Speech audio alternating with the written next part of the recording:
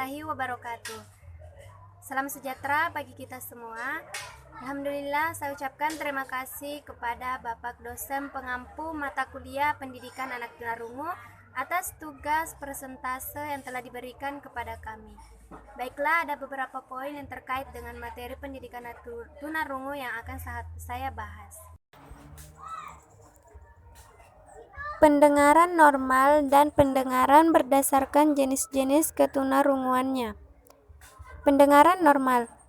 Pada pendengaran normal, seseorang dapat mendengar suara paling pelan, seperti suara ketukan, tetesan, atau kicauan burung, tanpa merasa kesulitan.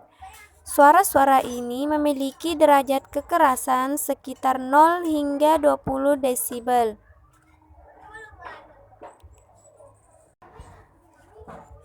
Pendengaran berdasarkan jenis ketunarunguannya.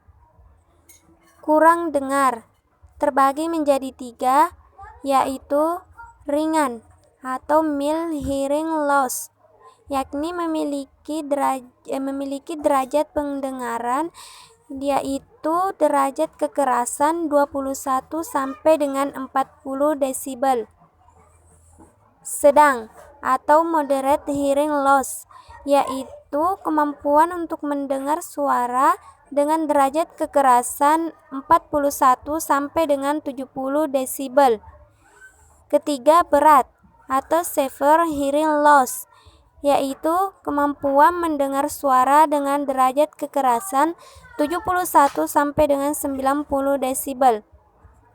Tuli atau deaf, yaitu seseorang yang mampu mendengar suara dengan derajat kekerasan lebih besar dari 90 desibel.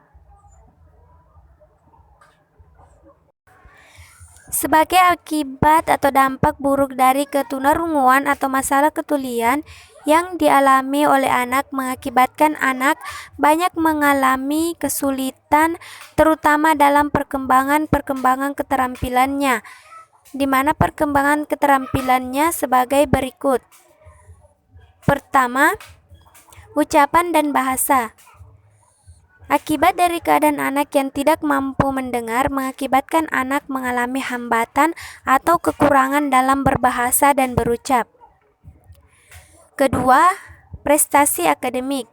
Sebagai akibat dari ketunarunguan yang mengakibatkan anak mengalami hambatan dalam berucap dan berbahasa, mengakibatkan anak memiliki prestasi akademik yang buruk. Ketiga, fungsi sosial. Akibat dari ketunarunguan anak mengakibatkan anak mengalami hambatan dalam berbahasa, sehingga mengakibatkan anak mengalami kekurangan dalam fungsi sosialnya atau berinteraksi dengan lingkungan sekitarnya karena ketidakmampuan anak dalam mendengarkan apa yang dibicarakan oleh orang lain. Selanjutnya, metode komunikasi terhadap anak tunarungu. Pertama, komunikasi lisan atau aural merupakan program-program pendidikan dengan penekanan lisan atau aural atau lisan, di mana bertujuan untuk menyampaikan pesan yang dilakukan secara lisan melalui suatu percakapan. Dalam hal ini, pidato adalah mode komunikasi utama di kelas yang dihadiri oleh 52% siswa tunarungu dan sulit mendengar.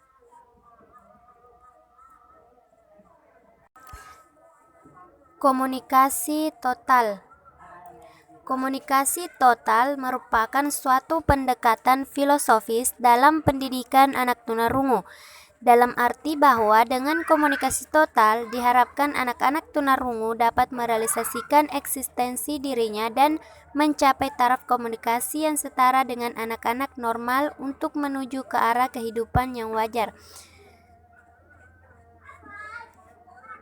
Para praktisi komunikasi total juga disebut dengan SIMCOM, di mana tetap mempertahankan bahwa presentase bahasa Inggris secara serentak melalui ucapan dan komunikasi manual atau penandatanganan dan Pengerjaan memungkinkan anak-anak untuk menggunakan salah satu atau kedua jenis komunikasi.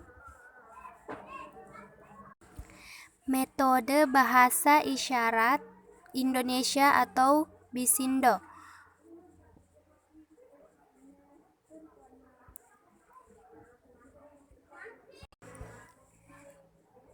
Bisindo atau bahasa isyarat adalah bahasa yang digunakan penyandang disabilitas tuli untuk berkomunikasi dengan menggunakan isyarat, misalnya dengan menggunakan isyarat tangan, yang banyak digunakan di Indonesia, di mana di Indonesia disebut dengan bahasa isyarat Indonesia.